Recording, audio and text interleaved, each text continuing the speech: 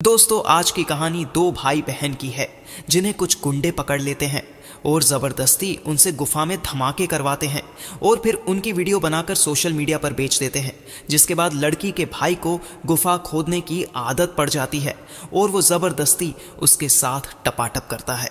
तो दोस्तों, आगे देखते हैं इन भाई बहन के नाजायज़ रिश्ते का क्या होता है। लेकिन उससे पहले वीडियो को लाइक और चैनल को सब्सक्राइब कर देना। मूवी की शुरुआत दो सगे भाई बहन से होती है। बहन का नाम माया था और उसके छोटे भाई का नाम नोआ। माया की शादी ठीक 1 महीने बाद होने वाली थी, इसलिए उसने अभी से उसकी तैयारियां शुरू कर दी थीं। नोआ स्कूल में पढ़ता था और उसकी लवर का नाम मारिया था। माया और नोआ भले ही भाई बहन थे, लेकिन दोनों दोस्त की तरह रहते थे और हर बात एक दूसरे से शेयर करते थे। एक दिन दोनों शॉपिंग के लिए बाजार जा रहे थे। रास्ते में जब सिग्नल पर लाल बत्ती होती है तो नोआ गाड़ी रोकता है। तभी अचानक एक आदमी गन दिखाकर गाड़ी के दरवाजे खोलने को कहता है और दरवाजे खुलते ही दो लोग जबरदस्ती गाड़ी में बैठ जाते हैं। एक आदमी के हाथ में अभी भी गन थी और नोआ डरते हुए उसके बताए रास्ते पर गाड़ी चलाने लगा। थोड़ी देर बाद दोनों बदमाश पहले उनसे मोबाइल छीन लेते हैं और फिर दोनों भाई बहन को गाड़ी से उतार कर गाड़ी की डिग्गी में बंद कर देते हैं। इसके बाद वे गाड़ी लेकर आगे बढ़ जाते हैं और कुछ ही समय में नोआ की गाड़ी को एक लाल रंग के घर में ले जाया जाता है। वहां पहुंचते ही दोनों को गाड़ी से बाहर निकाला जाता है। उनकी आंखों पर काली पट्टी बंधी होती है।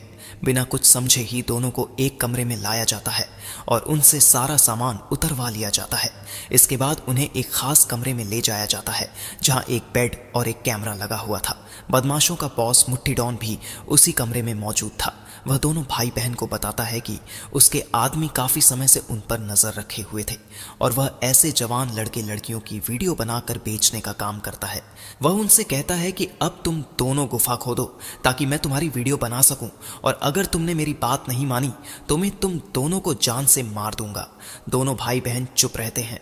तब मुट्ठी डॉन के इशारे पर नोआ को बेड पर लिटा दिया जाता है और एक बदमाश उसके सिर पर गन रख देता है। अपने भाई को गन के निशाने पर देखकर माया फूट फूट कर रोने लगती है। इसके बाद मुट्ठी डॉन उसे दूसरे कमरे में ले जाता है और समझाने लगता है कि अगर उसने उसकी बात नहीं मानी तो पहले उसके भाई को मारेगा और फिर उसे भी नहीं छोड़ेगा। उधर एक बदमाश नोआ को ताकत की गोली दे देता है ताकि वह बेड पर तोड़फोड़ मचा सके। डर और मजबूरी में माया आखिरकार उसकी बात मान लेती है। फिर माया को वापस नोआ के पास लाया जाता है और मुट्ठी डॉन के कहने पर दोनों भाई बहन गुफा में धमाके करने लगते हैं। पूरी रिकॉर्डिंग खत्म होने के बाद दोनों को फिर से गाड़ी में बैठाया जाता है और उन्हें एक वीरान सी जगह पर छोड़ दिया जाता है। किसी तरह दोनों भाई बहन सही सलामत घर तो पहुंच जाते हैं, लेकिन उनके साथ जो हुआ था उसकी कल्पना भी कोई नहीं कर सकता था। अगले दिन नोआ मन भारी करके पहले नाश्ता करता है और फिर उसके पिता उसे स्कूल छोड़ने जाते हैं। उधर माया पूरा दिन अपने कमरे से बाहर नहीं निकलती। शाम होते होते नोआ घर लौट आता है। तब उसकी माँ उसे बताती है कि उसकी बहन दिन भर कमरे में ही बंद रही। रात को माया चुपचाप अपने कमरे से बाहर निकलती है और अपने लवर सैम से मिलने चली जाती है। दरअसल माया की शादी सैम से ही होने वाली थी। दोनों उस वक्त एक कैफे में बैठे होते हैं। तभी माया कुछ सोचकर उससे कहती है कि वह उससे शादी नहीं कर सकती। उसकी ये बात सुनकर सैम पूरी तरह हैरान रह जाता है। सैम उससे ऐसा करने की वजह पूछता है, लेकिन माया उसे कुछ भी नहीं बताती और खामोशी से अपने घर लौट आती है। अगले दिन नोआ भी काफी खोया खोया सा रहता है और अपने दोस्तों से भी पहले की तरह बात नहीं करता। दोनों भाई बहन जब घर में होते थे तो एक दूसरे से नजर तक नहीं मिलाते, जैसे सब कुछ अनदेखा कर रहे हों। माया ज्यादातर समय अपने कमरे में ही रहने लगी थी। वहीं नोआ रोज स्कूल जाता और लौटकर चुपचाप अपने कमरे में पड़ा रहता। इसी तरह एक दिन माया एक मनोचिकित्सक के पास जाती है जिसका नाम लिजा था और वहां वह उसे अपने साथ हुई पूरी घटना बता देती है। रात को सैम फिर माया के पास आता है ताकि उससे शादी न करने की असली वजह जान सके, लेकिन इस बार भी माया कुछ नहीं कहती और उसे वहां से भगाकर सो जाती है। सैम माया के पिता से भी बात करता है, मगर उन्हें भी कोई अंदाजा नहीं होता कि माया शादी क्यों नहीं करना चाहती। अगले दिन माया के पिता का जन्मदिन था, इसलिए पूरा परिवार पार्टी के लिए बाहर जा रहा था। रास्ते में दोनों भाई बहन बिल्कुल चुप रहते हैं और एक दूसरे को पूरी तरह नजरअंदाज करते हुए चलते हैं। पार्टी में उनके माता पिता तो खुलकर मस्ती कर रहे थे, लेकिन माया और नोआ दोनों बिल्कुल खामोश रहते हैं। न माया नोआ से कुछ बोलती है और न ही नोआ उसकी तरफ देखता है। रात को पूरा परिवार पार्टी से वापस घर आ जाता है। अगले दिन माया फिर से डॉक्टर लिजा के पास जाती है। बातचीत के दौरान लिजा उससे पूछती है कि क्या तुम्हें अपने भाई के साथ मजा आया था। यह सुनकर माया चुप हो जाती है। तब लिजा उसे सलाह देती है कि अगली बार वह नोआ को भी साथ लेकर आए। कुछ समय बाद माया घर लौट आती है और नोआ के पास जाकर उसे सब कुछ बता देती है कि वह उस रिकॉर्डिंग वाली घटना को भूलने के लिए डॉक्टर लिजा की मदद ले रही है और लिजा उससे भी बात करना चाहती है ताकि उसकी भी मदद हो सके। अगली सुबह जब नोआ स्कूल जाने लगता है तो माया उसे याद दिलाती है कि आज उन्हें डॉक्टर लिजा के पास जाना है, लेकिन नोआ कोई जवाब नहीं देता और चुपचाप आगे बढ़ जाता है। आज उसका स्कूल जाने का मन नहीं था, इसलिए वह सीधे थिएटर पहुंचकर एक मूवी देखने लगता है। इस बीच माया की हालत में धीरे धीरे सुधार आ रहा था, लेकिन नोआ अब भी पहले जैसा ही परेशान था। कुछ दिनों बाद दोनों भाई बहन डॉक्टर लिजा के क्लिनिक में होते हैं। इधर उधर की हल्की बातचीत के बाद लिजा नोआ से पूछती है कि क्या उसे माया के साथ मजा आया था। ये सवाल सुनते ही नोआ चुपचाप बाहर चला जाता है और थोड़ी देर बाद लिजा भी उसके पीछे बाहर आ जाती है। बाहर नोआ उसे बता देता है कि उसे माया के साथ मजा आया था। कुछ समय बाद दोनों भाई बहन जाने की तैयारी करते हैं और लिजा माया को यह बात बता देती है कि नोआ ने क्या कहा था। घर लौटते वक्त रास्ते में दोनों सामान्य सी बातें करते हैं। डॉक्टर लिजा से बात करने के बाद नोआ की हालत में भी काफी सुधार आ जाता है। जल्दी ही दोनों घर पहुंच जाते हैं और फिर अपने अपने कमरों में जाकर सो जाते हैं। कुछ दिनों बाद माया की हालत पूरी तरह ठीक हो जाती है, जिसके बाद वह सैम से सगाई कर लेती है। माया की सगाई से नोआ बिल्कुल खुश नहीं होता, क्योंकि वह मन ही मन माया को चाहने लगा था। डॉक्टर लिजा ने ही माया का इलाज किया था और उसी ने उसे दोबारा शादी के लिए तैयार होने की हिम्मत दी थी। अगले दिन नोआ लिजा से मिलने उसके क्लिनिक जाता है, लेकिन उसे पता चलता है कि वह 2 दिनों के लिए बाहर गई हुई है। माया की सगाई के बाद नोआ का दिमाग और भी ज्यादा उलझ जाता है और वह अंदर ही अंदर सैम से नफरत करने लगता है।